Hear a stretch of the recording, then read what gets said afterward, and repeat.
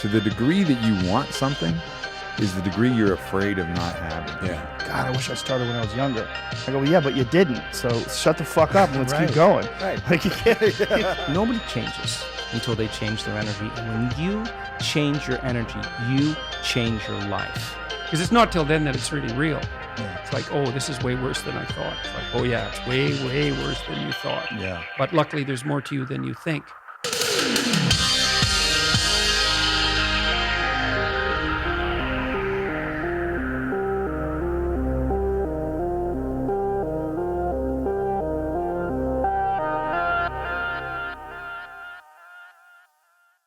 Peter, welcome, my friend.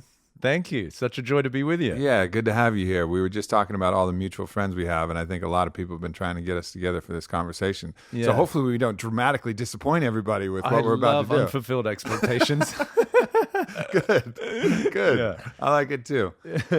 Well, we were talking, man, and I think both of us have been on a path where we're trying to figure out how to help people realize what we're capable of. Yeah. Which is far more than I think the world tells us that we are capable of, and the stories that exist that have kept us kind of locked in these prisons of isolation and an idea of selfhood, which is quite limiting rather than the expansive nature of who we truly are.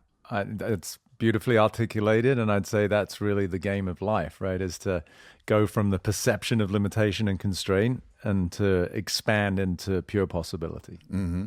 So what is it, where do you start? You know, when you're talking with somebody and, you know, you have a lot of people from, you know, elite performers in a variety of different fields that come to you. Yeah. And, you know, where's kind of the foundation? You know, where do you start working with people who are looking to, and kind of feeling that call to realize themselves? Golly, I mean, a lot of it would be customized, but I think without sounding too poetic out of the gate, I start in love. Yeah. Right? And end in love. Yeah. Too. That's kind of like where the circle comes. That's the Ouroboros of the game of life, right? If you start with love, and then you can find your way back after you get lost a little bit. It's that remembrance, right? Like what I call sort of a cosmic hide and seek. Right, so it's sort of the quintessential straitjacket of our minds, where in a Houdini fashion we've created these illusory constraints, and now the game is like break free, right? So it's like escape room. Yeah. It's like we've created this giant escape room game where we get in and there's clues everywhere. There's clues in the ancient religions. There's clues in the mystical texts. There's clues all around us. Yeah. But we have to figure out our way out of this room that we're in that keeps us stuck and unhappy and prescribed to a bunch of different drugs and things and intoxicants and things that are keeping us in this room. And we're like, but the clues are there. The ultimate scavenger hunt. Exactly. Your own liberation. Right? Exactly. Yeah. I mean, that to me is the game that I love playing with people. So to answer your question, like that's where I start, is the love is the container, so that people feel, even in the face of their own perceived limitations, that they're actually held and safe, because I don't think many humans actually experience that. And that's no slight on parents. I think parenting is an incredibly challenging undertaking. But nonetheless, I feel most kids at some point are convinced that just who they are by themselves is no longer enough. And for that reason, we develop these adaptations, these behavioral survival mechanisms to become someone. And so by me holding a space of it's okay, whatever you're going through, anxiety, depression, addiction, divorce, loss of business, and loss of someone, like it's okay. So that's the place to start. And I call that the quintessential maternal energy, the quintessential mother that no real mother could really emulate. And that's, again, no knock on women. I have such a reverence for the feminine, and especially mothers, that I don't think men really appreciate what women are capable of. But if we were to look at it as an energetic expression, the quintessential mother holds a space without judgment. It's really unconditional love. Yeah. And then we can start. And then we would bring in the quintessential father once somebody feels held. And then you can do, the analysis and the breakdown and go, oh, okay, well, why are you dealing with this? Right. But I think too many people want to jump into the fix, which is more the masculine, and somebody's not actually fully heard and accepted for where they are and whatever they're dealing with.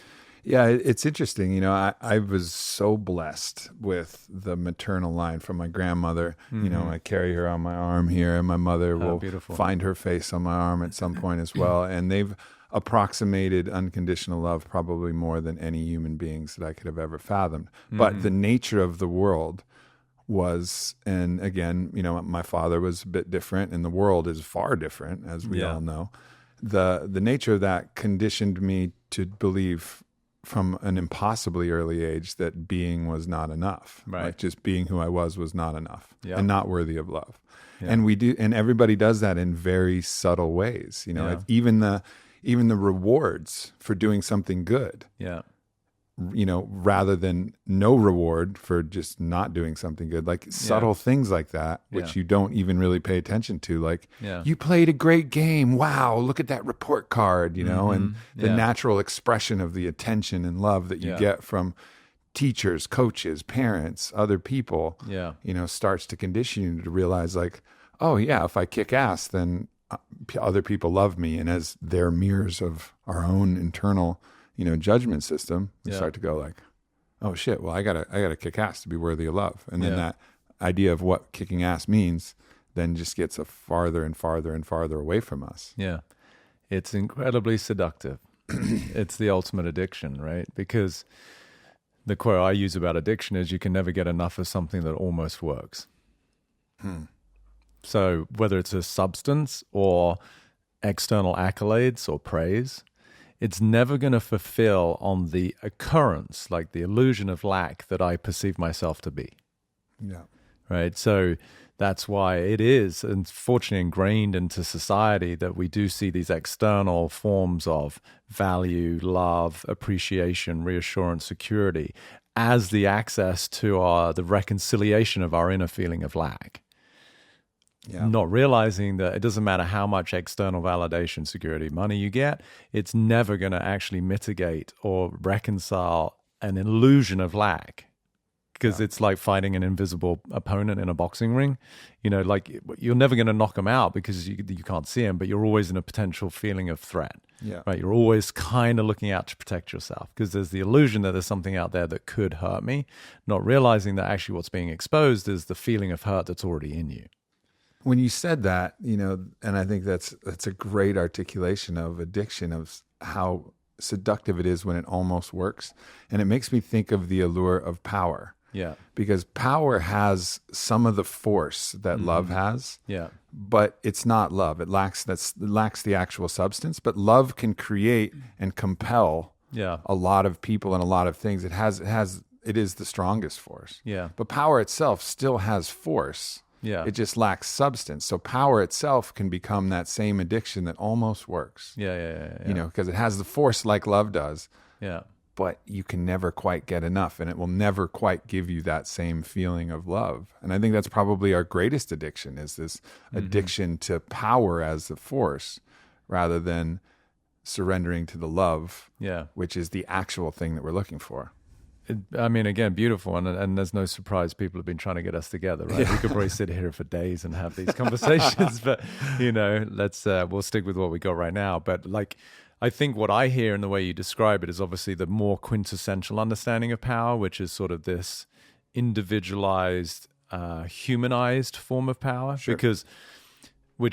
what I hear is there's an underlying agenda with most people's sense of power. Now, I would say it's the distinction between love and power in the way that you're like describing it, because love doesn't have an agenda, is the way I put it, right? Love is all embracing. Love is all accepting, which is going back to what I said earlier. When I meet people, it's that even though I'm a guy, I think we all have the capacity to tap into these quintessential expressions of energy. So I can hold the space of the feminine of love.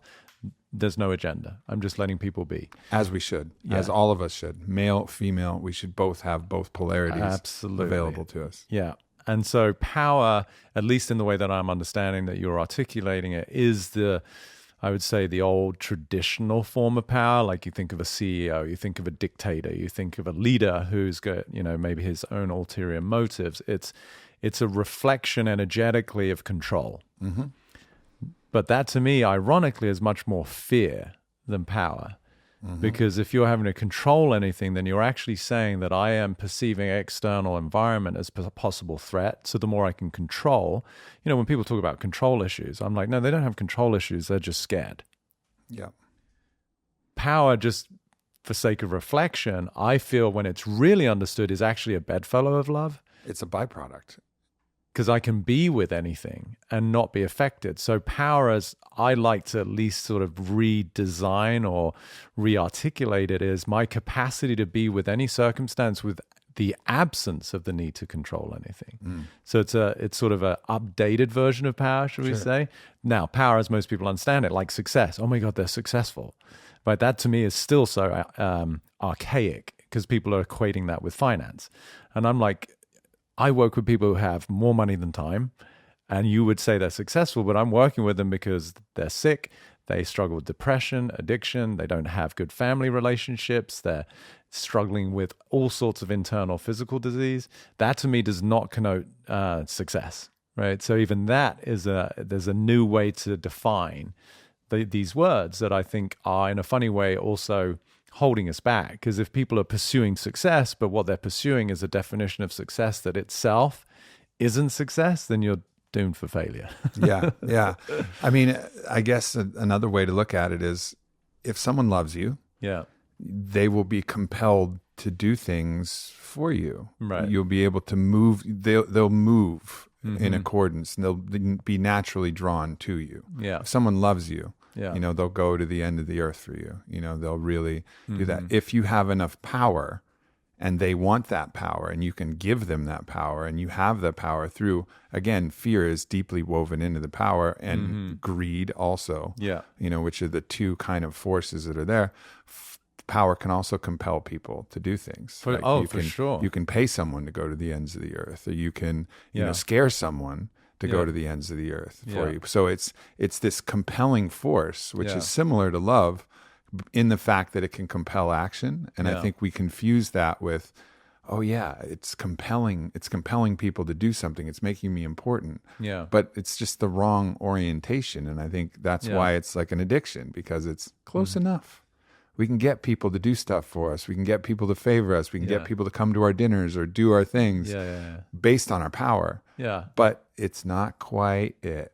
And it leaves you really empty and unsatisfied because ultimately you're like, well, do they love me or do they just want something from me? Which is why you see so many successful people. And I've been around those billionaires and millionaires before, and there's this emptiness and a sadness. Yeah. I've never seen more sad people than when I went to a billionaire's birthday party. And it was a ridiculous thing, by the way. It had like the best food. The lineup was Fleetwood Mac, John Bon Jovi, and Sting at his private birthday party in fucking Greenwich. It's not too shabby. Not too shabby, the neighbor, right? like with a freaking xylophone at my house. Yeah, exactly. That is not too shabby, but I've not seen unhappier people collectively. Yeah. Because I'm fairly sensitive to the energy. I've never seen a collection of more unhappy people. Yeah. And that's a very interesting thing that people don't understand. And everybody's like, easy for you to say, bro, they have all these things like, if I had that, I'd be so happy. Okay, prove it. Like until you get there and realize that can actually lock you, and maybe it's a very large room, but you're still playing escape room, except the room is so big that it's even harder to find your way out. Yeah. Because it's scarier to see what would be on the other side. 100%. And I think, to the point you were making just earlier, the difference in that, the word that comes to mind is you're describing, like, we want to get people to our dinner party, or like, look at social media, we want to get people to like us. Like, there's one word which can sort of be construed as ugly, but it's manipulation. Like, humans are brilliant at having a facade, a pretense, because it's a form of survival, right? But it buys right into the underlying sense of separation, because what's primal for us is to feel a sense of belonging. Right? We were talking about earlier, this sense of unity. Why? Because my assertion is we are all connected, so that's why we crave it, right? That is the return to the remembrance of our true nature, which is, I'm not separate. But as long as we're in the illusion of separation, then I have no choice but to believe that I have to become someone in order to overcome the fear, the disease, the dis-ease of feeling separate. And so all of the human adaptations to that, whether it be power, whether it be control, whether it be the illusion of success or the portrayal of success, in order to be loved and accepted. So it's really quite innocent. It's almost like adorable because it's like a child, even though it can manifest in really kind of, very unattractive ways. But if people can have more love and compassion for themselves and realize, oh, wow, all I'm actually trying to do is be loved. And the reason I'm trying to be loved is because, as cliche as it sounds, I haven't established that for myself. I haven't discovered that I'm okay being me, warts and all. Really embrace myself across the gamut of my humanity without feeling that I can only experience that sense of real peace when I get everyone on the planet to love me, which is not only futile, but it's also exhausting. Yeah. It's an impossible problem when you ascribe to the conditional love paradigm. This is in a love paradigm that is conditional, which is pretty universal outside of, some kind of mystical truth or some kind of psychedelic, satori awareness that comes to you and you're like, oh shit, it's love is everywhere and everything. And I am that too, So in that kind of state, but in a conditional love paradigm, the problem is that you fix one end of the scale at perfection. Right. So what allows you to get and approximate unconditional love is perfection. Yeah. And so anything that we fall short of from perfection in the conditional love scale is a reason not to love ourselves. It's a reason to hold a grievance against ourselves. It's a reason to hold a judgment. Yeah. And the adjudicator is our own psyche, superego, whatever, the thing that doles out how much love we give for ourselves. Yeah. Well, we for sure, more than anyone else, know that we're not perfect. Yeah. Of course not. Yeah. Because this idea of perfect is an illusion in and of itself. It's not something, maybe something you could strive for, but not something that you should judge yourself against because it's an impossibility. Yeah. So everybody is holding grievances against themselves. And those grievances then prevent us from allowing ourselves to feel the love that we should feel for ourselves because it's just a lifetime of grievances. And I love the word approximate that you use because I've forgotten the term in math, you maybe know, but like when a graph, it's getting closer and closer to the axis, but it never touches, just to the point of infinity, it's just progressively getting closer, but it can never actually touch. Yeah. And there's an actual mathematical term, but so the approximation to that, right? It's like you can never overcome that which itself is a lie. So the quote I use, I love writing in quotes, and in my book, that's the sort of the main format. But as you speak, the one that comes to mind is, I say, please never become perfect. You'll have no one to relate to. Yeah. Right? Yeah. Because you'll also be full of shit. That's the other problem. Exactly. With trying to become perfect. Yeah, and thinking that you because are. again, as you said, it's a subjective commentary. Yeah. Like, what is it? And it's up to the individual. Really, I said on another podcast somewhere, I said, perfectionism is a behavioral adaptation to insecurity, right? But the insecurity itself is illusory. It's a lie that there's something inadequate about me. So therefore, I developed this need for perfectionism as a compensation. But again, it's like the house on sand.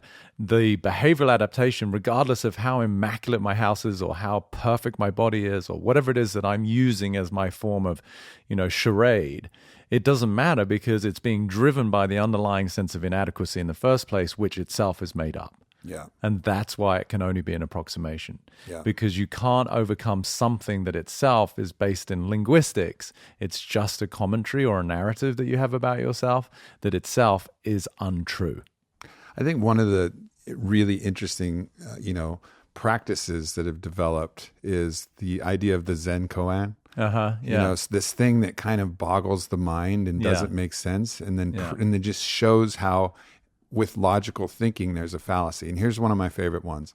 So imagine an archer shooting an arrow towards a target. You divide, let's say you go half the distance to the target. Okay. Well, half the distance to the target takes a certain finite amount of time. Okay. right? So it takes a certain amount of time. To get there, you mean? To get there. Okay, yeah. So there's time and distance are being measured. Okay, then you go halfway more towards the target. Yeah. That takes a certain amount of time. Right. You go halfway more towards the target. Yeah. That takes a certain amount of time. Yeah. You can keep going halfway, Yeah. halfway, each requiring a certain amount of time to go halfway. Yeah. So if there's an infinite amount of halfways that require an infinite amount of time to reach halfway, then the arrow should never hit the target. Yeah, exactly. Because it has to go a distance, and that distance requires time. And if you go half that, and you go half that, Yeah. but guess what? The arrow hits the fucking target.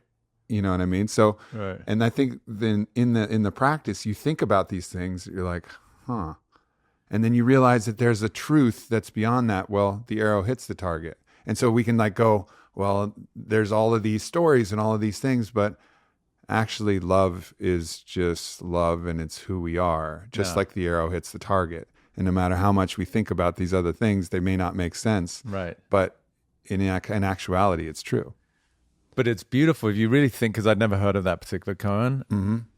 That is exactly what we were just speaking to, which is the approximation. Yep. And again, whatever the word is, and obviously one of your viewers, someone will know what it is, where the line never actually touches the axis. Because based on at least what you proposed or what you're telling me, if you're always dividing by 2, which is basically what you're doing, you never actually touch. Yeah. Right? And it might get to this nano, like millimeter distance, but it's a perpetual, it's the expression I use is the mountain without a top. Uh-huh. And someone says, I'm going to help you realize your potential. And first, I'm like, what the hell does that even mean? Like, it's a common expression, but I hope I never realize my potential. Yeah. Because what that implies is the fact that my potential realization is eternal. Right? Yep. And that's a beautiful, because then there's no finite destination, which again, I think a lot of people collapse with being human as though like, I'm going to get there. Like even people say it, like I'm getting there. I'm like, where the hell are you getting to? Right? First of all, what you're showing me is you're not where you are. Yeah. The getting is the there. It's just, it is an eternal process of unveiling what it means to be human, to go right back to how you started this conversation, right? Which is the capacity of what it means to be human is something that to me is infinite. And that's the beauty of the game. Because if there was really a destination, I think this game would be kind of boring. And you know what? I mean, I actually do believe there is a destination, but that destination is the unicity of everything and infinity, all time, all experience, all thing. It's the place of unicity prior to differentiation. I like to think of it like, let's say at the moment of the Big Bang, right? To bring in some form of cosmology here, right? The moment of the Big Bang, all potentiality is compressed into the size of the end of a pen or maybe a thumbnail or whatever. Nobody really knows how small it is, but it's pure energy, the same energy, quantum potentiality, homogenized into one thing. Let's imagine that as above, so below. Let's imagine that is a representation of the divine, of just one substance of pure potentiality, which has not been differentiated, that contains all aspects of all expressions. Okay, maybe that is the end point. And maybe as the universe expands and contracts, we will get back to the end point of unicity where we realize ourselves, it's not ourselves anymore. We realize that it's just God. There's only one word. Right. But we're people. We're people. We're not. That may be the end point. Maybe in some infinite level, hypothesizing that everything is going to collapse back. And maybe we carry a little spark of that within us, you know, what someone would call the monad or that divine spark. And there's a little piece of that in an octave of our expression. But we're also physical beings, spiritual beings that are not that. And that's what makes the game beautiful and fun and allows us to go like, hey, what's up? Like, you know what you can't do as God? You can't give a fucking high five. You can't like kiss somebody. You can't dance. You can't taste a donut. You got no mouth and you got no donut. You know, they're the same fucking thing. You know, so like what game are we trying to, this is the perfect game. Get, like everything articulates and manifests in its own unique way. And then, all right, if there is an endpoint, it's the complete collapse of everything that makes the game fun anyways. So exactly what you're saying is right. You know, that even if there is an endpoint, it's just the surrender of every bit of your identity and every bit of every aspect that makes life fun. And so what happens if you were in that position, be like, well, fucking hurry up and bang again so that we can create all these worlds and all these people so we can get fucking lost again. That was going to be my point, right? Like here we are talking about unicity and donuts. And yeah. But really, I would propose, or at least as a question in this discourse with you, is like, I get because this is my work, if we bring it back to everyday humans who are struggling and really hurt out there, like I always want to have compassion for that, because we can sit here in the comfort of this conversation and people are like, yeah, but how the fuck does that relate to me paying rent this month? Like, when am I going to show up with donuts? So you never know. You never know. Donuts are pretty good. Landlord might have a penchant for like Krispy Kremes. Yeah. No, so I like the idea. Listen, I'm all about the unity and the unicity, and that is, you could say, one iteration of a collapse, but then you just spoke to it, right? Which is okay, but is that really the end, or is that just the world of cause and effect, right? I'll often say I believe in cause and effect, I just don't know which comes first, right? So meaning that process of karma in the evolution of, whether you want to watch The Matrix and they recognize these different, the architect, I'm sure you've seen those movies, like the architect is making this particular rendition of The Matrix. And then this episode of The Matrix, or whatever he says to Neo at the end, humans, I try to make everyone happy. And then, then when you came back and there's this constant iteration of a new dimension for us to explore. So that's really what I'm speaking to. I don't think there's an end game. I'd like to live within that construct, but are there experiences of what seems like some sort of completion along the way? For sure. And in the very individualized human experience, when I'm working with somebody, is there the collapse of their feelings of inadequacy that they can correlate to that moment in their childhood where they felt like they weren't loved or they weren't enough? Is that a form of completion? For sure. Is it profound? Immensely. Is it liberating? 100%. And it's the beginning of a new dimension, which is now I'm no longer in survival. I've collapsed into my unity and my true nature of love and peace. And from there, I get to play a different game now, which might look like I don't have anxiety, or it might look like I'm going to influence a community in a way that previously I couldn't because I was too busy trying to be sort of accepted by that community, right? So I think it's like playing a video game that has, again, no quote-unquote end, but there's multiple layers and levels that you keep working through. That's the game I love to play. I think as a species, we're pretty infantile in that process right now. The fact that people can't stand their neighbor and they still want to make people wrong for cutting them off in traffic. It's like, really? Is that as far as we've come? And judgment, it's just, it's very uninvolved, but no judgment of the judgment. No judgment. No judgment of people judging.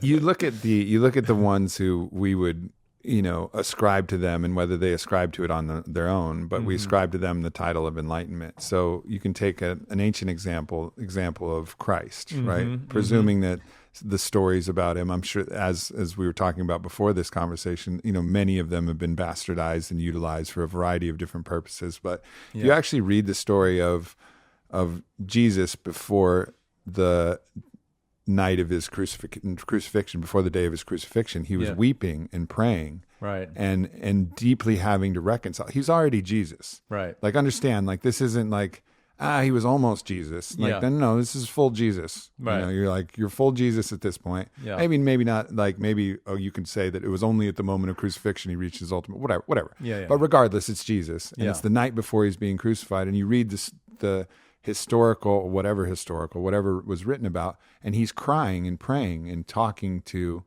God, right, and saying like basically like, for real, like I got for real, I got to do this, and that's like, I think, a beautiful story that we don't really pay attention to, because we want to idolize this thing as it's perfect. He was just in perfect surrender. No, he was. Weeping and crying and praying, like, are you sure? And then eventually he found that place of acceptance and peace, and it was like, okay, cool. But then even when he was carrying the cross, It wasn't like he was boldly strolling with this cross. I got this. He's carrying the cross and he's collapsing and falling and like collapsing in sweat because his body can't even handle it. Like this idea of this perfect being who's just holding the cross and and like smiling the whole way because he was still working through the human shit. Yeah. And when I talked to Raghu Marcus, who knew Maharaji and knows Ram Dass quite well. Okay. And I asked him, because Ram Dass seems like a closest approximation of someone that I've found that's reached a certain state of enlightenment in this life. I was like, how is it being around him? Does he still have the human stuff come up? And Raghu, without hesitation, was like, yeah, for sure. Yeah, for sure. For sure he's still got the human stuff. So that's beautiful to me because then we're seeing the best in what Maya, and again, this is a judgment. It's a positive judgment. So regardless, it's still a judgment. But in my mind, judging the best of us. If you judge the best of us and say, oh yeah, the best of us are still struggling and they still have human shit come up. They've figured a lot of stuff out. And they're pretty good with, a lot of things that a lot of people wouldn't be. But even Jesus or even Ram Dass, they still got the human shit. They're still on their own journey. Literally and figuratively. Yeah, exactly. No, I mean, and I would say what you're speaking to is my work. Yeah. That is, because most experts, you go and see a specialist of some description, whether it be a spiritual teacher, an astrologer, a life coach, a therapist, a psychiatrist, they're trying to help the person, which seems so well intended. Oh, you have anxiety. I have my sort of litany of methods of solving anxiety. If you have financial problems, you see a financial specialist. And so we appeal to someone's problems with all the best intentions in the world. But as it sort of relates to these deep feelings of inadequacy, like the human part that we're talking to here, which really to me is the precursor to suffering, for me, the real game, and you just articulated beautifully about Jesus, is it's not about the reconciliation of that. It's not about the perfection of it. To me, it's about the integration of it. Mm-hmm. Real love isn't about honoring that which is personified in this articulate, elegant, perfect way. Real love is embracing all that which is equally imperfect. Yeah. And that's what I believe we're all learning, is in lay terms to embrace our humanity, flaws and all, rather than playing the game of I'm going to hide my flaws because I believe that's how I'm going to get loved. It's completely the opposite. And why, when I speak to people about relationships don't work. Because from your first date through, usually certainly the first few months, what are you presenting? Those attributes of yourself which are your most attractive. Makes total sense, but you're denying the fact that the beauty of relating to another human being is not in that which is your ambassador, but rather that which makes you human. Yeah.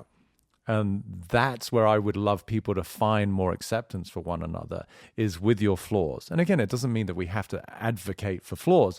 It's just as real as your assets, it's great. It's not the manufacturing of flaws. No. Look how imperfect I am. Love me more. That would be another form of manipulation. That would be another manipulation. No. Don't worry, we all got plenty. Yeah, you don't need to create some. That's why I use the quote, please never become perfect. You'll have no one to relate to. Yeah. And so love, if you really understand that the energetics of love, not the romantic connotation or, you complete me, all of that celluloid and Hollywood's interpretation of love. But really love is the container for it all. So love is sufficiently vast that it makes space for that which is also seemingly unlovable because it's not as attractive. That is, I feel, the container we're in, that we're all developing true love in the aspect that it can embrace everything. What comes up that's interesting to me is all right, great. Yeah. You get that. Yeah. Right. But then you're trying to go out on a date. You know what I mean? And if you deny, if it just seems like there's a pragmatism to playing the game. Yeah. Which is presenting your best side, which can actually then yield a relationship which might allow you the intimacy to surrender all of your illusions and surrender your avatar and actually show the vulnerability. But if you come out of the gate like that, you're pre-selecting for a very small minority of people who can actually see and appreciate that. Absolutely. Which may be the right move, but it may not be the right move, because most people in that new relationship, they want to practice some form of idolatry with you, which is to see you in as close to a perfect way as they possibly can. Because if they can see you close to perfect, they can love you close to perfect, and that's why you fall in love. Because it's like, this person's fucking perfect. You know, and then it creates that. But then, of course, with that comes then the disappointment, and then the lack of passion. Like, it sets you up for the fall at the same time. But it's like, it's a weird thing of like, can you come out of the gate with that blistering vulnerability and truth? Or are you just going to be like, well, there goes another first date that fucking didn't go so well, or there goes another business meeting that didn't. So there's this interesting tension between recognizing, and I'd love to get your opinion on like how you reconcile it, because there's interesting tension between playing the game, playing chess, and just being in truth. Like Chogyam Trungpa says, like, a person's decency is the absence of strategy. You know, right? Which is the same as I'm saying in terms of love doesn't have an agenda, No right? agenda. Different words, but same energy. Exactly, same energy. But we want stuff. Like we want to be able. But the wanting is an energy based in time, which can only be generated from an idea that I'm an individual, that I don't have something. Think about the energy of wanting. I can only want something if I'm under the impression that I don't have. I don't want that which I have. I only want that which I don't have. So now you create stress because you're stretching time. You're also under the impression that I'm lacking something. And there's different forms of desire. I break it down into reactive and creative. But wanting, for the most part, is I'm looking to dissolve the dissolution of my own dis-ease. I'm under the impression I want to be in shape. Why? Because I hate the fact that I'm overweight. Right? So it's a reaction to something. So in the whole, what you just proposed, the whole dating thing, there's a hierarchy, right, to somebody's evolution. So playing the game isn't even the person's choice. This is all totally conditioned. It's unconscious. Somebody who's going on a date right now, which there'll be in the millions around the planet, right? I would assert that every single one on a date right now is purely functioning from the degree to which they're awake. And there's no judgment on that. That's why this dimension of planet Earth is phenomenal, because you will always get the cast of characters and circumstances that are absolutely inextricably connected to what you need to learn, which is really beautiful when you get it. Because that person on their date is sweating and nervous, and they're fighting against the fact that they just got divorced, and they're worried that they're never going to be loved by anyone again. The other person is super confident because they're like in a place in their life where they feel good about their career, and maybe they just got some good news about blah, blah, blah, and they were sick and now they're not. So they have a different air of confidence about them. But them being met with the person and the circumstances to reveal, where are you not free yet? And that to me is the real game. That's the game I love inviting people to see. It's not about manipulating circumstance. It's about realizing, where does circumstance and people reveal where I'm still constrained. Damn. It's tough though, you know, man? Like, I absolutely agree with, and actually dating is kind of, it's actually a place where it's pretty easy to resolve that. I think actually more so. But think of something having more to do with the business. Okay. Right? Like let's be, you know, let's talk about me. You know, I have a company. It has 190 employees. I love those employees. I love that, right? Yeah, I can business, see that. Business to some degree requires strategy. Yeah. You know, and we try to operate with the highest integrity that we can. Awesome. But nonetheless, it is a game of multi-dimensional chess. Okay. You know, where you're like, not necessarily much, it's actually one-dimensional chess. It's like moving cash flow and doing these different things and launching, you know, the Black Friday sale and all of the things that you gotta like play all of this chess. Yeah. Which then can create, I guess, some kind of tension, which in essence you just want to be and be like, here is everything. Yeah. And if you like it, great. And I try to do that as much as I can, but it feels like there's a necessity to just play business chess. Yeah. Or play some kind of game. Yeah. But that also is a place where I'm not free completely. Yes. Which is beautiful, because that's an opportunity for growth. And it's wonderful that you can declare that, because a lot of people can't. Yeah. So then you have to really be willing to surrender a lot. Yeah.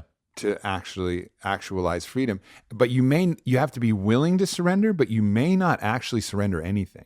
So can I just make a little reflection? Please. Say that whole thing, but instead of saying you, say I. Huh. So you said you have to be willing to surrender. So now say the whole thing. It will have a different resonance in your body, particularly. I have to be willing to surrender everything. I have to be willing to surrender everything. Yeah. But I may not actually surrender anything. Yeah. So now how does that feel, just first of all, the first part of that sentence? It feels like the call to the hero inside me, the call to the one who I've always wanted to be. Like being willing, I have to be willing to surrender everything, in the knowing that I may not surrender anything at all. I may actually get more. It's all very possible, but I have to be willing. I can't even worry about the next part of that. I have to be willing to surrender everything, and then have trust and faith that whatever happens on the other side. Amazing. I reach an acceptance. So now what's the ultimate surrender in that statement? I have to be willing to surrender everything. Where is surrendering the I? Yeah. So we had to go from you, which is self-protective, and the way that people speak, not wrong, but it's a way of generalizing. You have no responsibility in the general. To I, which brings it to personification, to then the ultimate reconciliation is the liberation of self from the idea that there's a me that has to do anything. You don't even need ayahuasca for this. Yeah, man. I mean, that's it. You're really into the thing. And the thing is, the surrender of identity is the scariest thing, because there's the identity itself it's almost like an entity that's fighting for its own survival to a certain degree. I would drop the almost. It is an entity fighting for its survival. Yeah. And so if you think of ourselves as the unborn, undying version of ourselves, which is connected to all things, which has no lack, which the essence of that thing is love itself. Yes. Right? Which is who we truly are. Yes. Then there's the mind and the ego and the identity construct, whatever words you want to say, call that. Yeah. The identity construct is like an entity that wants to survive as the prerogative of all entities that exist, is a prerogative for survival and reproduction. Yes. So that entity wants to survive, which forms the resistance to the surrender of itself, which is, in a way, its graceful death. Yeah. Beautifully articulated. So now where is that entity within Aubrey? It's Aubrey. It's the very name itself. Yes. Aubrey is an articulation of a current temporal version of the unborn and dying essence that has probably carried many names. And I don't want to make metaphysical claims as if they're fact, I believe that it's carried many names and will carry many names, and this is one articulation of this in physical form that has tattoos and a big Jewish nose and all the things that I have, that Aubrey is the thing that's fighting to stay relevant, to stay alive, to stay just to keep its identity form. Beautiful. So now if we were to bring the rubber to the road in the company with 190 employees that I totally get you love, and we look at all of that construct through the lens of the I that is Aubrey, what would be one of the characteristics that has him think there is something to survive? What would be one of the concerns? I think it's this idea. I think I have a fear that I'm going to let people down. Amazing. And I would see that 100%. That would be the first thing that I would bring to the surface for you. Yeah. So that's why I said I get how much you love those people. Mm-hmm. But I want you to consider, so let's just play in that construct of thinking that I might let someone down, which we could reverse engineer to childhood, I'm sure. And perhaps, you gave me enough clues with the way you spoke about your mom versus your dad and the feminine lineage and your grandma on your arm. But there's something there where there's a disconnect in terms of unity. So now if we look at that kid who doesn't want to let someone down, which now is manifesting as a man in his business with beautiful 190 people that he cares about. What's the experience living in that construct of the possibility that you could let someone down? How does that fit? What else? Anxiety, which is a different manifestation of fear. Yes, bedfellow, but subtly different. And constraint, honestly. Yeah. To a certain degree. I don't think, the thing is, like, my worry about it is actually probably preventing me from, and I'm using words like probably, but it is preventing me from actually reaching the potential of what I'm able to offer and how I'm able to serve those people that I love. Which is why I'm offering this to you now, and you're very articulate in the way that you caught, I told you to get rid of the almost, and now you got rid of the probability by yourself, or probably. So that's beautiful. So it is a complete obstacle and a complete constraint to the love that you are, that I'm sure your employees even feel. Sure. But it's that veil that stops you actually actualizing and realizing what you're intending to do from the perspective of the I, right? Which is that, as we said, that quintessentially getting closer to the target with the archer, but can never quite get there. So where are you happy to talk about an event where you could feel you let someone down? Does anything come to mind? And again, obviously, the further back you can go, the better. Well, I mean, there's a million times I can think about letting someone down. Okay, happy to share one. It would be very helpful. One, let's say, so sports were probably the primary place where I was getting the majority of my validation, and the majority like that. I got a sense of self-importance through sports far before I got anything else. So there was times where I would play a bad game and we would lose, and that would be in any variety of young basketball ages. The one that's haunted me for a long time. I didn't have a great relationship with my coach. Okay. But we were playing in a playoff game, and I was giving everything I could. But the coach had something against me. He was like, I was always the California guy because I moved in from California, and he just didn't like me for whatever reason, even though I was the leading scorer on the team and I was getting the honors. And we were up by one with like 20 seconds left. And he pulled me out of the game. This is in high school, and we had a ton of people in the stands, and this is my junior year in high school. How old were you? Senior year, maybe even. So you're like 17. Okay.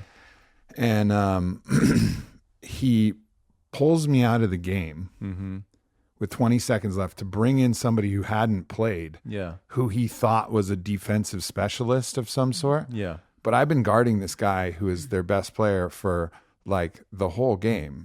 And I was I was giving my heart. Like I was in it. And he pulled me out of the game, subbed me out. And then the guy that I was guarding scored, and we lost the game, and it was the end of the season. And I just let him. I let him pull me out. Like, and I thought about that moment. I was like, I should have been like, no fucking way. Like, do not take me out of this game. Like, I got this. And so I feel like, even though, like, because you'll miss shots, of course I missed shots. But at least I shot them. And, that's some, you can be mad at, I missed the shot. Well, okay, whatever, like I did my fucking best. But the fact that I didn't step up and say like, no, coach, like leave me in, I got this. And at least, and if he took me out after I did that, then I would have been like, look, I did my best. But the fact that I didn't put up any resistance, I was like immediately hurt and like, okay, I'll sit down at the end of the game that I've been sweating and bleeding for. I felt like I let my team down. I felt like I let my school down. I felt like I let my family down. I felt like I let everybody down. And it's haunted me. Like it's haunted me for a long time. That's probably like an early example.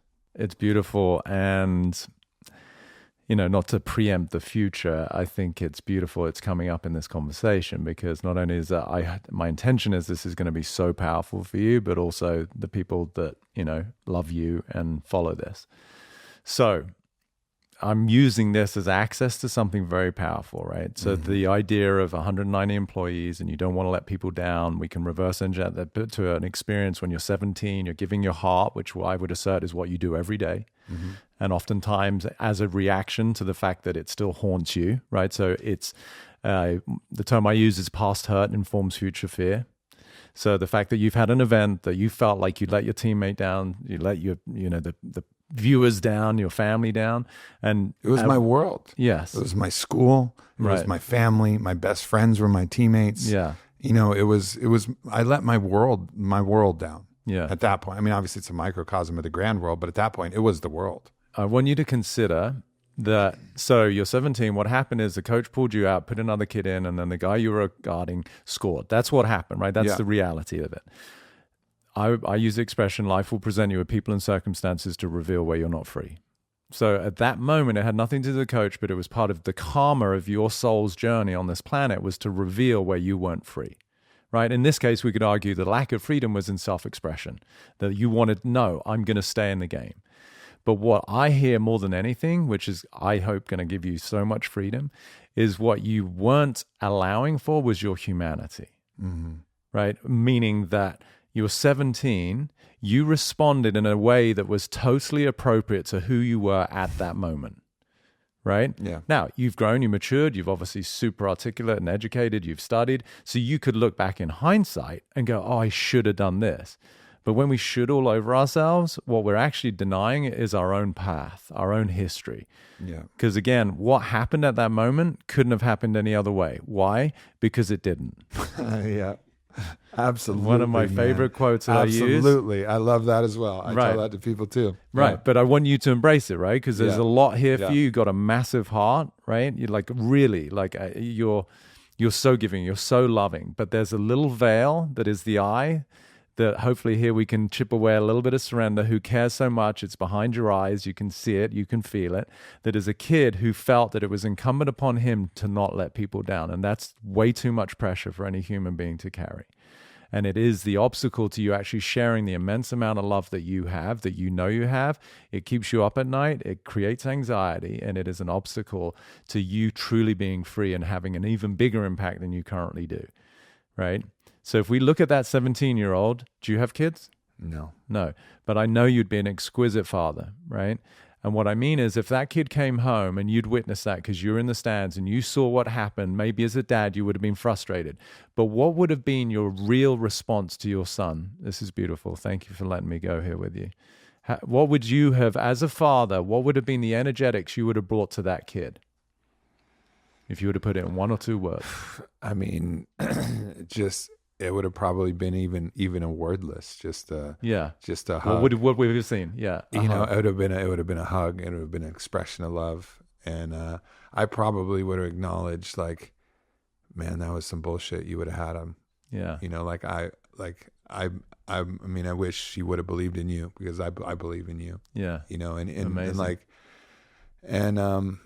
but it wouldn't have been judgment. No, it would have been no judgment in how I would have responded to my son. Beautiful. And what has been the energy you've had of that moment for? Lots of judgment. A lot of judgment, right? So now, just because you referenced this earlier, when Jesus is stumbling with his cross, I would assert what we've just revealed is your equivalent. Yeah. So the only difference is, and you articulated it beautifully, is Jesus was okay with it because he was loving of his humanity. Mm-hmm. And here's a 17-year-old kid who I could just see bust his ass, gives his all, way beyond what is expected because he cares so much and he carries so much weight of responsibility because he's an athlete, he's talented, maybe the MVP. And that's a lot of weight. But what you didn't make space for was the fact that you're also human and you're 17. Yeah. And there's 190 people right now who are probably listening in tears because they love you in the face of you not always being the all-star. Yeah. Yeah, man, that's it. I mean, I think that's the crux of it. So now if we really want to just to wrap this up, like not the conversation, I hope, but at least this component is if I were to cut you open and say, Aubrey Marcus, born in Santa Monica, looking for this manufacturing label, and it says he can let people down, am I going to find anything like that inside of you? Yes or no?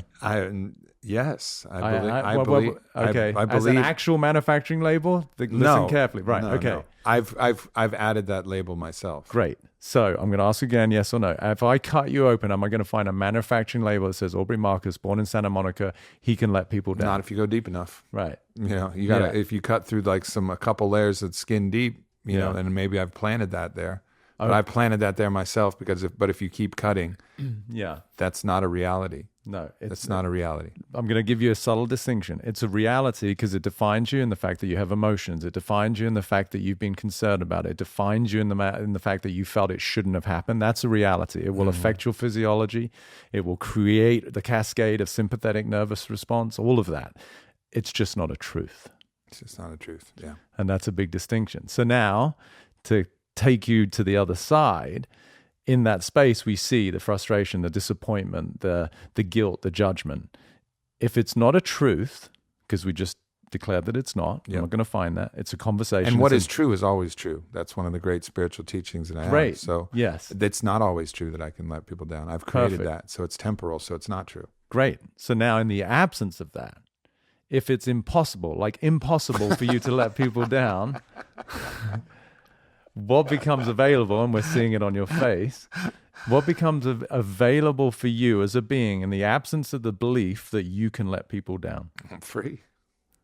Like, really feel that. You have so much love to give, buddy. And there's so many people without even knowing who they are who just adore you, that there's that subtle veil that now gets to be dropped, and that's true intimacy. You get to really connect with people in a way that you do try, and I'm going to give you moments, you do for sure connect with people, but in the absence of the identity of a you that let people down, and that is dissolved, there is just pure connection. And that is the access to the whole gamut of what it means to be human. Yeah. I mean, I think you've cut to I think one of the reasons why I'm emotional is you've actually cut to I think the greatest fear that I have. Yeah. It's the thing that's been the most constricting, because it's not, when I look at my fears, it's not fear of death. It's not fear of all these other things, you know, and even it used to be fear of pain or suffering. And of course I have preferences, and I do want to talk to you about preference after this, just as a footnote. But my fear of letting people down. Yeah. Like, I came here with the potential to do something great, and I could fail that potential, and I could let people down. Yeah. Is my deepest fear. I get it. And I see it. And that's why I'm so privileged, like really privileged, to be in this space with you right now and help you to access that, because you have so much to offer. You already do, but it is such a fraction of what you're here to do for people. It's such an honor to help you to just get beyond that, such a thin veil, which is just a conversation. It's just a narrative. And I would assert it lives in a bigger construct that you think you can even do anything wrong. Isn't that amazing? Yeah, man. In the absence of thinking you can do something wrong, you access something that is so potent in your ability to make a difference for people, because you're not in a world of self-judgment. Yep. Beautiful. Thank you. Thank you. Wow. Thank you. Wasn't expecting that. No. Well, that's the best way to surprise someone. Occupational hazard. All right. Just to check in, like, how do you feel? Can you feel a difference in your body? Oh, totally. Like a little lighter, a little 100%. Softer? Yeah. 100%. I mean, like a part of me is busy right now being like, don't forget this motherfucker. Like, hey, you got my number. Remember. That's what we were saying earlier at the kitchen table. You're like, I often have to remind people a lot of times. Yeah. You know, because we'll forget. Yeah. So good. I'm glad. Yeah, I'm glad. We're bound for life. You know, just to have this experience, which is so intimate. You know, it's such a privilege. I really mean it, to be able to help somebody to just transcend old limiting beliefs of themselves, which aren't truths. You know, they're just something that you've lived within as a container.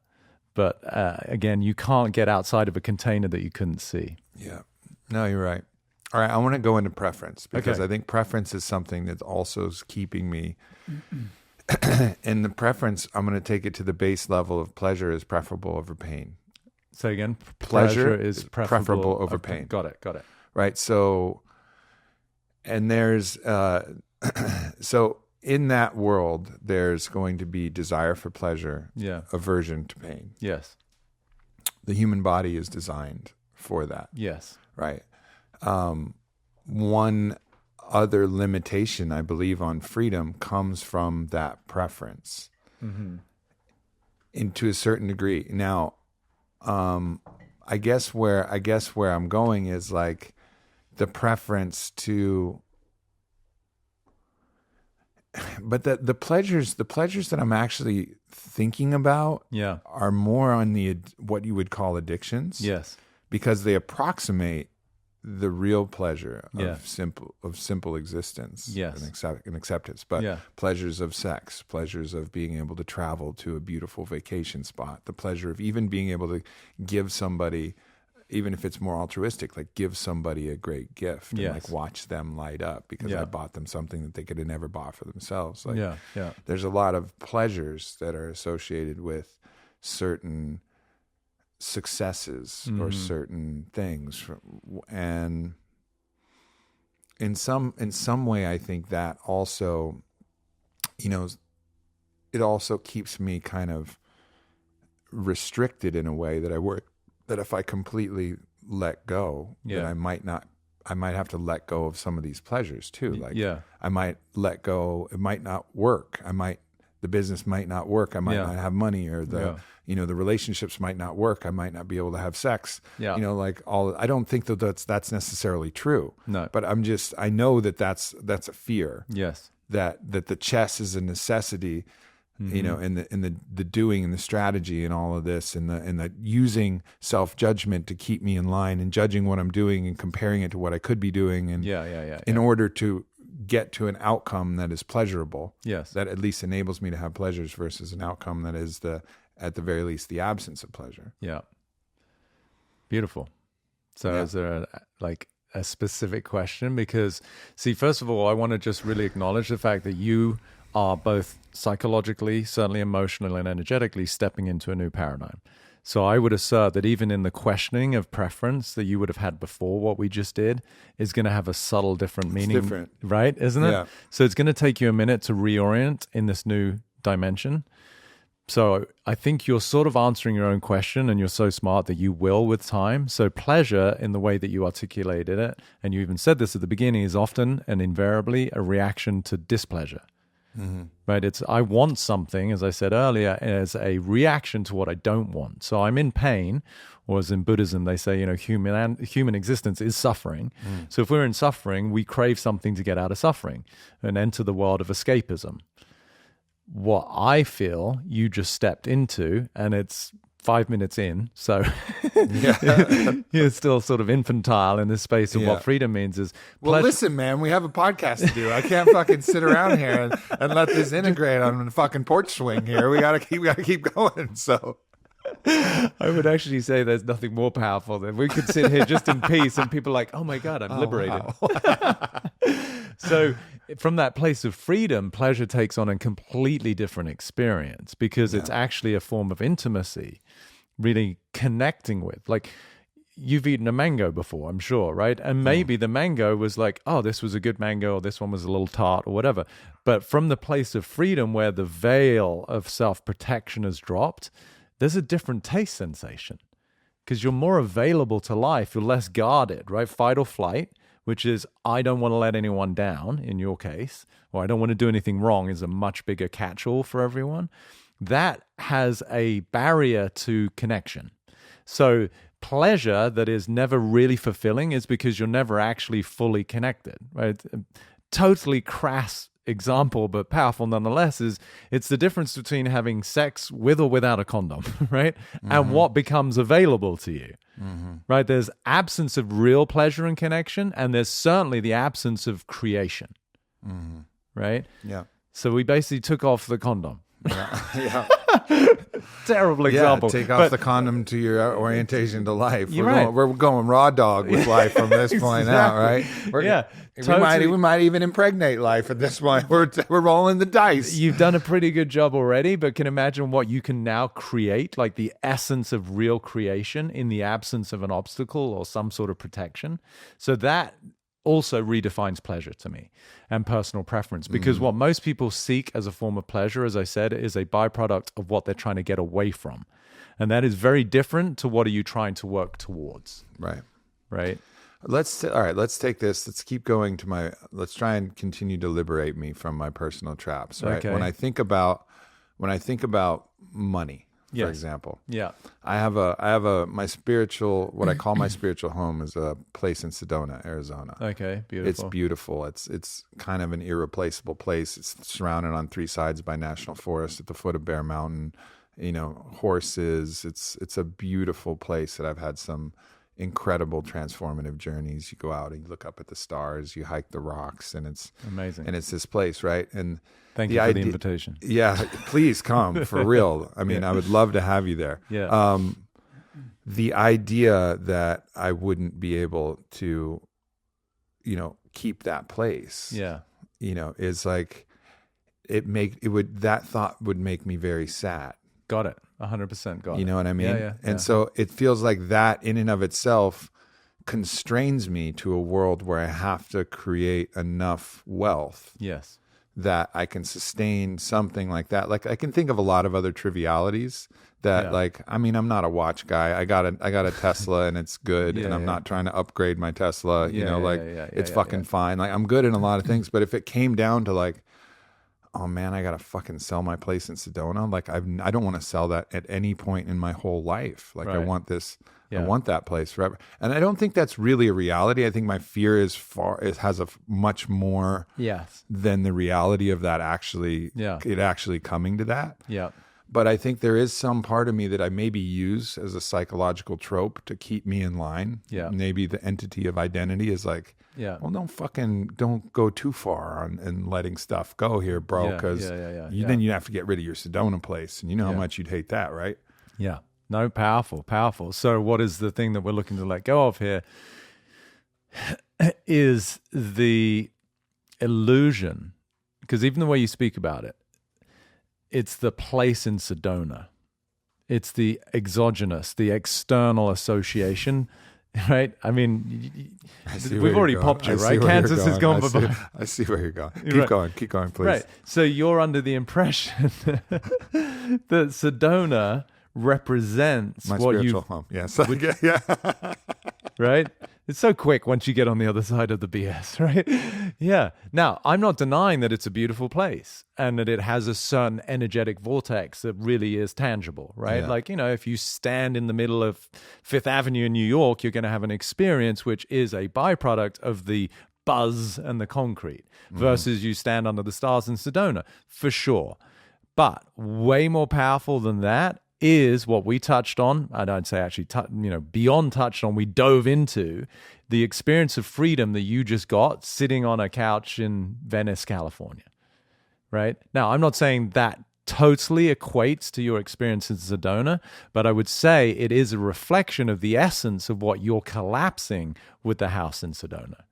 So what you really want, and more importantly, what you're scared of losing, is the experience, which is internal, the essence of who you are, that gets generated once you're in the space of Sedona.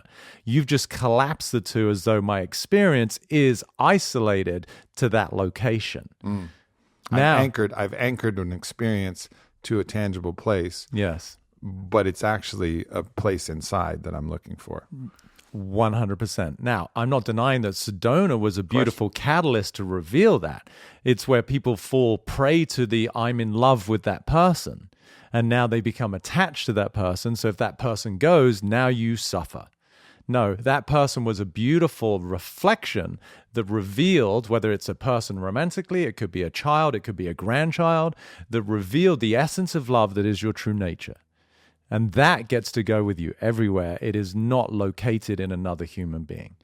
And so just to finish, if you really get this, then whatever you experience at Sedona, I'm just inviting you to consider that can be your state wherever you go. And that cannot be lost.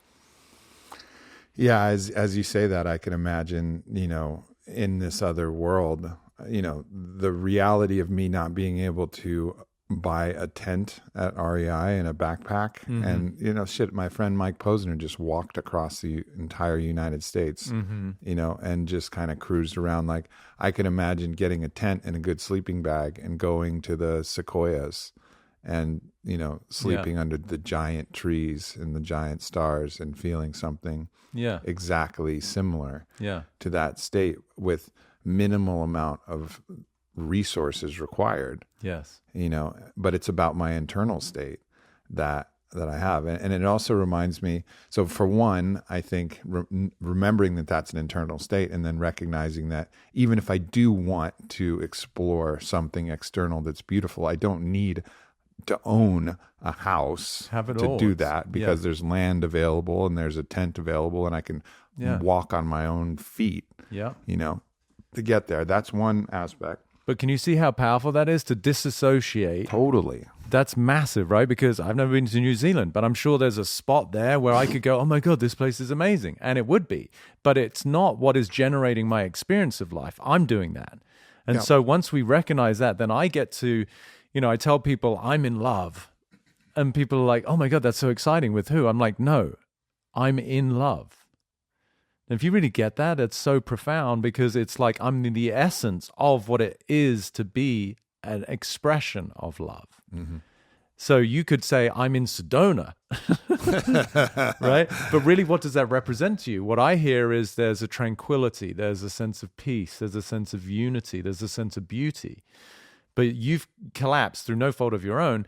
It's unconscious, but collapsed those experiences with a geography of that spot versus going, no, the geography revealed those essences within me.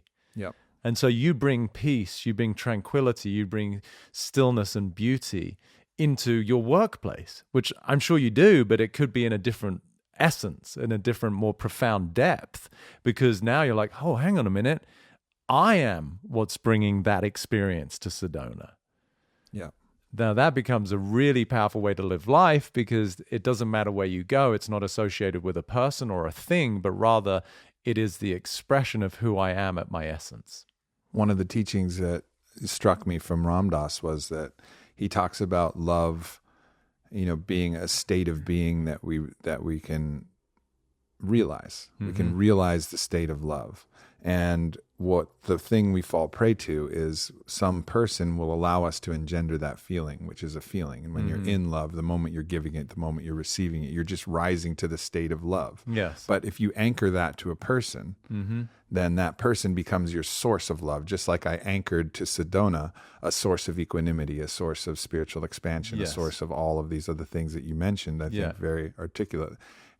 But you can do that with a person as well. 100%. Oh, this person allows me to feel love. Yes. This person's going away. I'll never feel love again. Yes. Because I've lost something. I've lost something because you anchored your sense of love to a person rather than just a state of being that's always available to you. For which they were very intricately involved. They were the catalyst to reveal the essence of love that I am versus the illusion that they are the source of the love that I experience.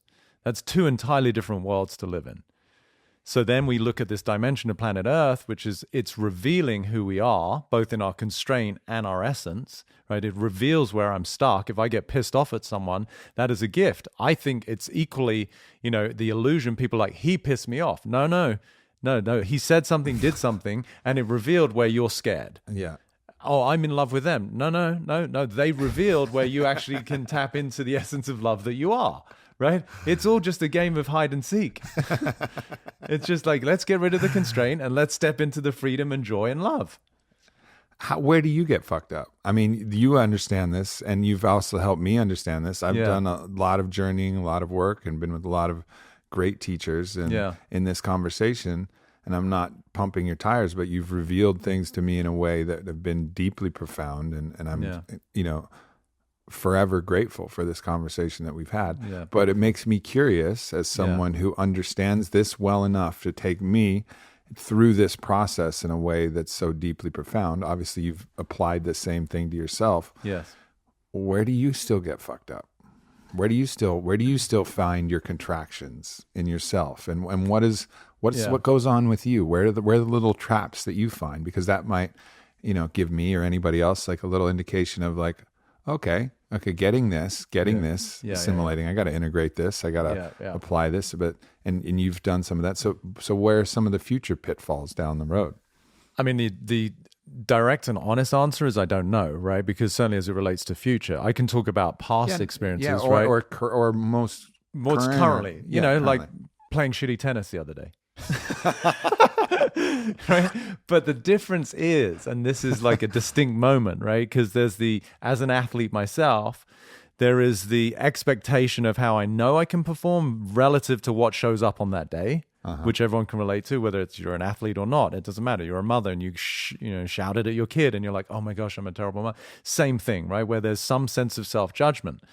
So I embrace my humanity. So why have I got to this place? Because what I was saying to you earlier is what was absent was you loving that 17-year-old, knowing that he did the best he could. Mm-hmm. So I allow it all, meaning if I get upset, which is actually an evolution for me, because I didn't get upset for a long time, because that was part of my identity looking good, right? Because I'm like this guru and I'm changing people's lives. And like, where the hell is there room for me to be upset? I'm supposed to be enlightened.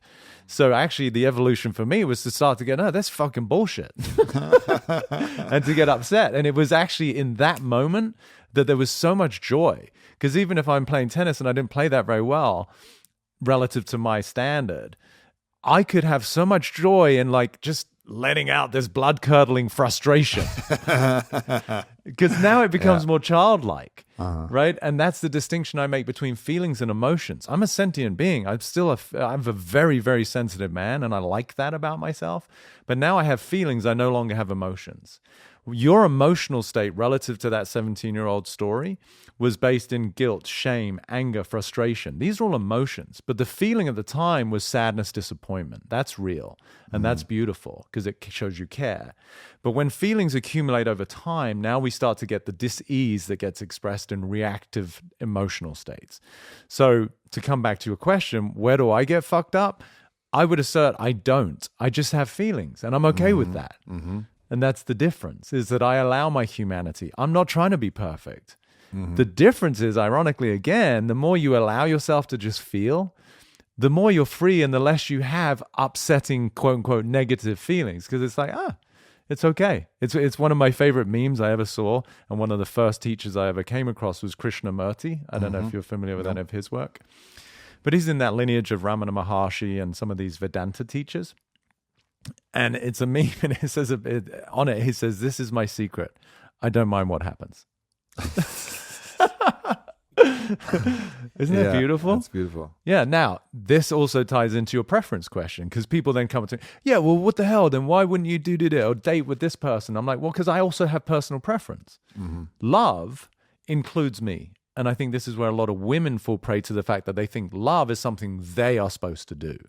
Especially mothers, right? So the image I use as a mother, she has love as this sort of idea that she has to embrace the family and the kids, and it's exhausting and it's more martyrdom. And I say, no. Love is the arms that are also around you. So you get your own personal preference too.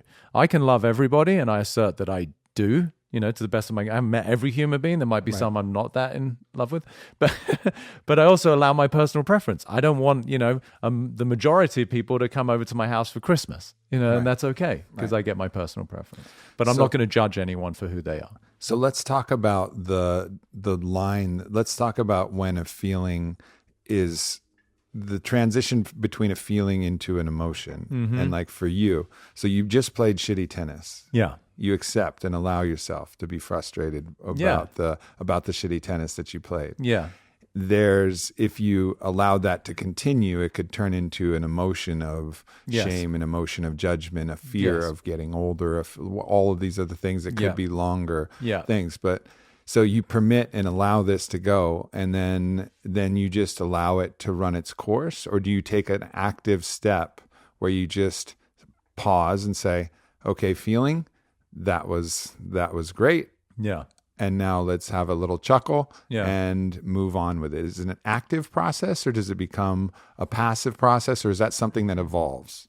It evolves. Like if you look at the 4 levels of consciousness, like I don't know if you're familiar with that from Maslow, where it's like, people for the most part are unconsciously incompetent.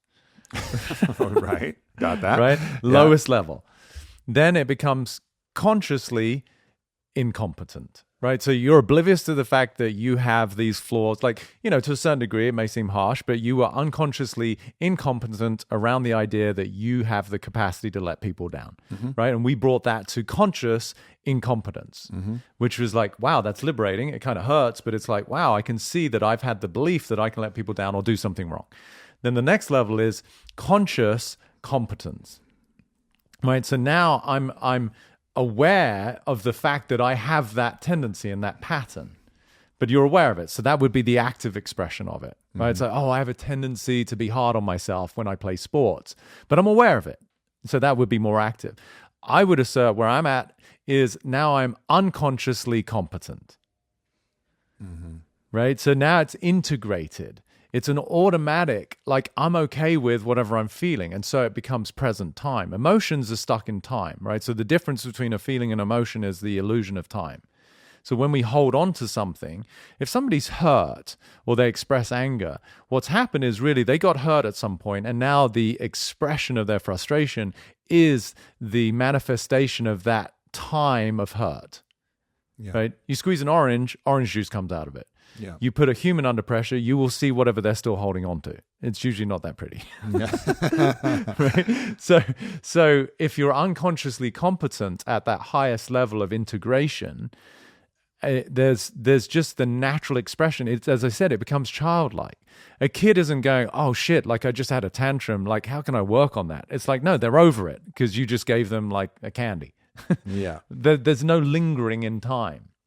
It's only through the narratives of when we start to learn this is good, that is bad, don't do this is right, this is wrong. Now we get into this world of self-analysis and judgment that I'm not doing it the right way. A kid has no conversation, like a young kid has no conversation about what they did as it relates to what was right or wrong, right? Yeah. They threw up on their auntie's dress.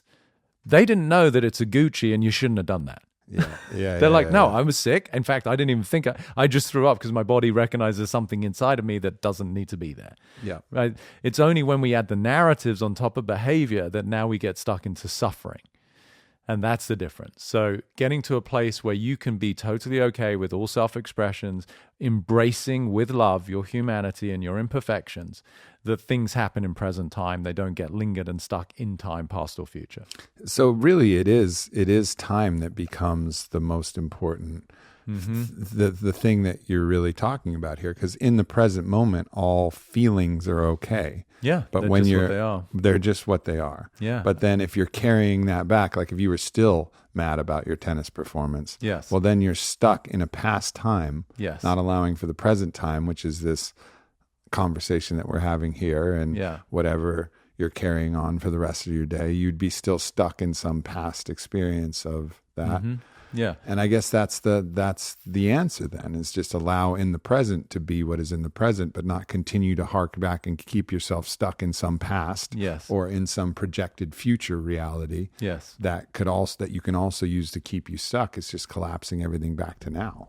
Easier said than done, but it's accurate, right? Yeah. So you were sitting here, educated, smart, well-traveled, successful in the terms of finances, but you didn't know that you were stuck in time. How old are you now?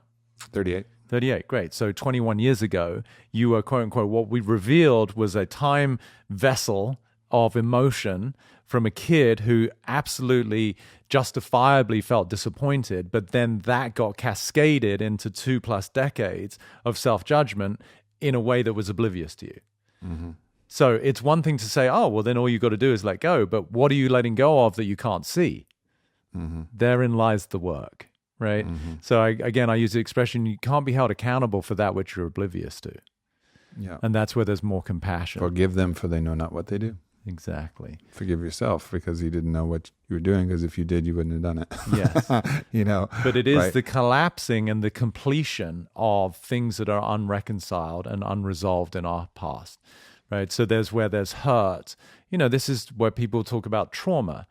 And it's basically an event that happened that created some kind of disappointment, upset, or hurt, really, that then didn't get fully integrated. It's what I call like emotional indigestion, right? You were unable to process something that happened in a time and in space that is still now energetically in your system.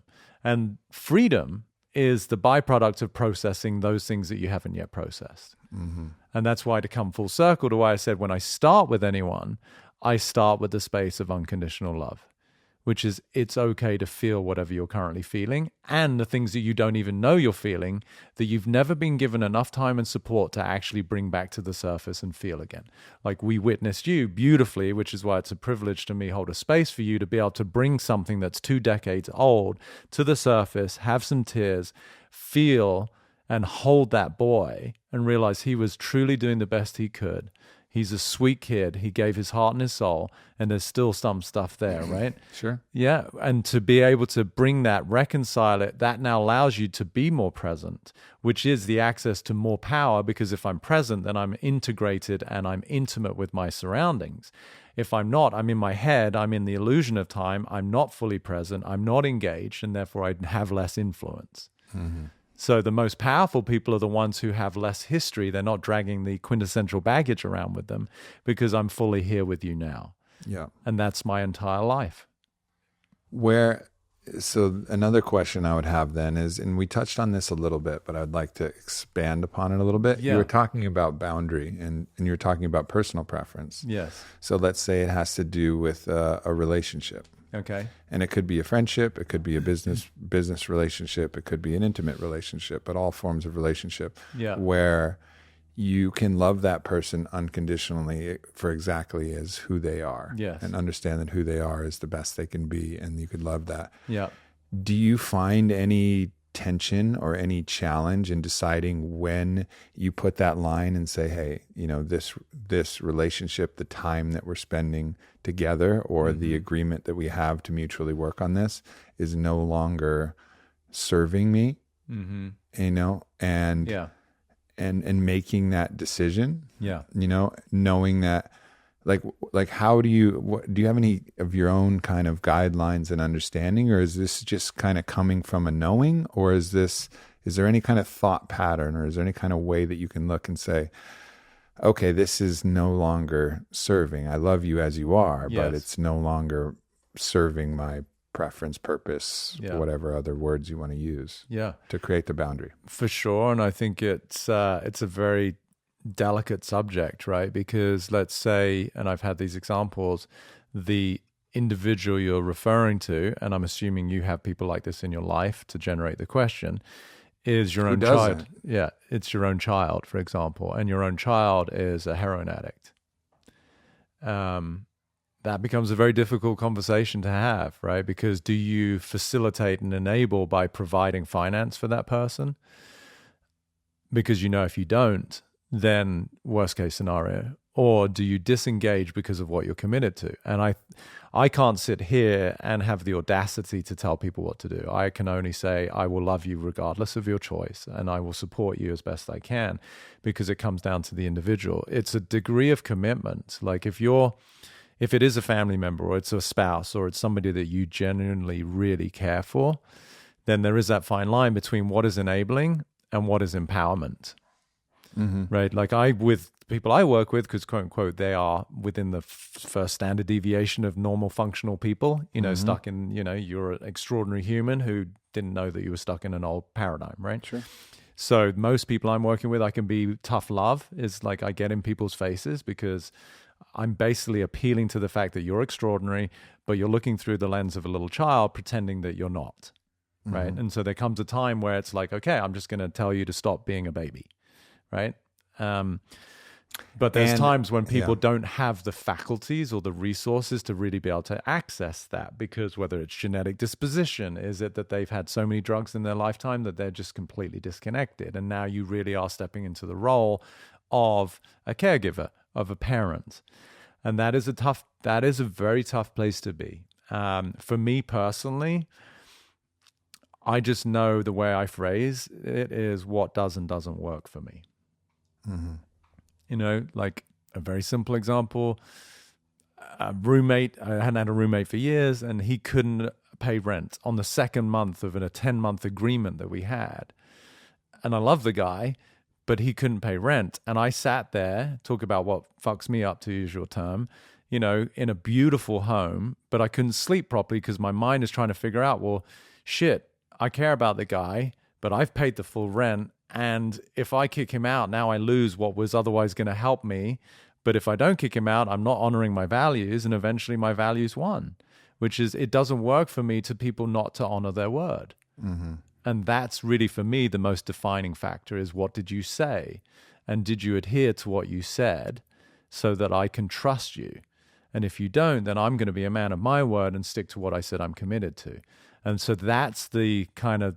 And what is it? Say it one more time. What are you committed to more than... Well, in that case, I was committed to paying rent. Yeah. So you were committed to an agreement. I was committed to the fact that rent is due. Yeah. And if somebody, you're a businessman too, right? So if you have some kind of contractual agreement with somebody, which is just a slightly more ingrained form of word, right? Like it's now written, you've got attorneys involved or whatever it is. But really what you're saying is, I said I would do this. Now, if somebody doesn't do that, there's a whole litany of like, how flexible are you with somebody's like sort of loss of sticking to their word? Like, say today I meet you at 1:00 and I showed up at 1:15. If you really were like stringent, you're like, dude, sorry, we can't do the podcast. That might be a little extreme, right? Of course. But I honor time and I honor your time. And so I want to be here. But stuff happens, right? So, sure. But there's different levels of like, okay, let's take a marriage. That's a pretty serious commitment. And people, quote unquote, don't stick to the agreement. And so now it's like, to what degree are you willing to tolerate someone's infidelity or somebody's lack of support? That's beyond what you agreed to, right? So this is, again, why it's not for me to tell people how they subjectively choose to see what they do and don't tolerate. I have my feelings about what works for me, and I feel I'm incredibly accommodating. But I also want to honor what does and doesn't work for me. And that is, as I said, the love that encompasses me. I'm not here to be a Mother Teresa. I don't know. She probably had her own boundaries too, I hope. But it's not for me to be a saint and just let people, quote unquote, take advantage of me. Mm-hmm. I feel I'm immensely loving, but that also means that I might want to go to bed at 8:00 to make sure that I get a good night's sleep. And other people might have judgment of that. But I'm going to honor that for myself, right? So that's the love. And if I'm maybe dating somebody who loves to go out and party and, stays up till midnight, chances are that relationship's not going to go far, because I want to honor what works for me. That doesn't align with what I'm committed to, and what I've discovered actually makes me feel like I'm fully alive and that I can thrive and that I can have this level of precision and attention and a presence with what I'm committed to, which is my commitment is to liberating people, is to shifting the course of humanity by helping people wake up from their own illusion of suffering. That's a big commitment, and it doesn't allow me to, it's not like I'm even interested to go out and get shit-faced. I'm not going to be who I was today for you if that was what I did last night. Sure. And that's not a right or wrong. It's just what I'm committed to. Because to me, that is the thing that fills my bucket the most, is where can I help people break free of the constraints of their subconscious mind? I have yet to find anything that is more valuable to me than that. So it seems as if, to distill some of this, is a lot of that, a helpful way to make those decisions is to have a clearly articulated and committed understanding of who you are and what your purpose is. Yes. That definitely is a huge help. That's a huge help to have that. Yeah. And then to be able to say, is this person that I can love them and I can forgive them always exactly as they are, but is their presence in my life contributing or being depletive? Is it accretive or depletive to this overall mission that's greater than me, this overall purpose that's greater than me, which includes me, of course. Yes, of course. But and that's something that you can kind of use and be like, wow, this, relationship that we have is not actually, it's not actually bringing me closer to what my most sacred purpose is, what my ethos is. And at a very tangible real life example, I've got a couple of Olympians I'm working with in preparation for Tokyo. Mm-hmm. And one of them in particular was behaving in a way that was not reflective of somebody who's committed to going to the Olympics. And that didn't work for me. And so through love, because I'm holding them to the account of their own word. They say, I want to do X, but their behavior was not a reflection of X. So as somebody who is responsible in my own choice of helping them get to their goal, I had to point out that you're not behaving in accordance with what you say you want. And that shifted the course of their behavior in a way that was powerful for them. Now, they could have turned around and said, oh, well, I changed my mind. I'm like, great. Well, then, keep doing what you're doing. There's nothing wrong, but does it align with what you say you're committed to? Mm-hmm. Think about just an everyday example. People say, I want to lose weight, which first of all is a very powerless expression. Right? You don't lose weight. Right? It's not like, oh shit, does anyone see my ass? I lost 20 pounds just at the mall. I can't find my glutes. Check the couch cushions. There might be some in there. So, but as a commitment to creating, a more vital body, a healthier body. If somebody says that, and especially now, I don't know when this is going to air, but beginning of 2020, New Year's resolutions, how many people will say, I want to do this or I'm committed to that, but then fall short 2-3 weeks into January? In the high 90%. Right? Doesn't make them bad people, but what it does show is that they don't actually understand how our language is creating our reality. And if you don't have any kind of real relationship to that, then words become cheap. And this is one of the things that I teach every parent when they say, well, why do my kids not listen to me? I'm like, I promise you, because you say X and X doesn't happen, and they learn that your words are meaningless. Right? And so that's where I'm helping people to understand the power of a commitment. And to your point, yes, if you have a real overarching purpose, that helps. But most people don't, because, as we said earlier in the conversation, most people are just trying to survive. And that's why there's compassion. And until you go through the sort of that eye of the needle and go, holy shit, there's nothing wrong with me. And that is now where I get to explore a new dimension, as I said to you earlier. That is, where most people are living, which is I'm just trying to get through the day. I mean, it's difficult. Forget about a freaking purpose to free the world or save humanity. I just want to be able to get a nicer car and pay my rent. And that's totally okay. And that's where people are at, Yeah. So what about when, let's say someone says something to you, but you pretty much know that they're not going to be able to stick to that word. Yeah. It's like you guys have a clear understanding, you have an agreement, but you're like, I know that, with pretty good certainty, you're not going to be able to meet this commitment. Yeah. Right. Do you let them fail? Mm-hmm. Or do you at that point say, look, I don't believe you? It depends on the person. What I would, in that case, because I like to be fully, quote unquote, accountable for my life and my responsibility in the way that I show up for people, I would be much more intrigued to ask them, why do you think you have to say that to me? Who am I in the space of who you are that doesn't allow you to be honest with me? Mm-hmm. Right? Meaning what is... They're probably not being honest with themselves. No, for sure. So that's part of their accountability, where they're oblivious. Right. But to really make it an empowering conversation, who am I in the way that I occur to you, how you view me, that makes you feel like whether you admire me because of my work or you look up to me. So, the little kid that wants to impress, right? That's all that energy is. If someone's saying, oh, I'll do this, really what they're saying is, maybe I'm trying to impress you. Right? Yeah. We've all done that. I can remember at college, everyone talking about a book. I'd never read it, but everyone's like, oh yeah. And I just pretended because I wanted to fit in. No one's going to begrudge a 19-year-old who's trying to make friends at college, to lie. But it wasn't powerful. So if somebody is saying something to me that is something that I really feel isn't actually a truthful statement for them, I want to provide more love. That they can say, no, I don't want to do this because I'm lazy. I'd much rather that than, I'm going to impress you with all of these things I'm going to accomplish. Because at least I'm related to them. It might not be someone I want to hire, but at least, hey, nice to meet you. I'm flattered that you can be that open with me. Mm-hmm. Right? This is where real families kind of get into the meat of conversations, right? Because they feel sufficiently free with each other because they love each other. They can express their feelings honestly. Yeah.